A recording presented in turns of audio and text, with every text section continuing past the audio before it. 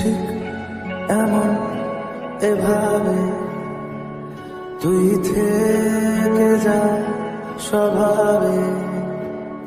আমি বুঝেছি ক্ষতি নেই আর তুই ছাড়া গতি নেই।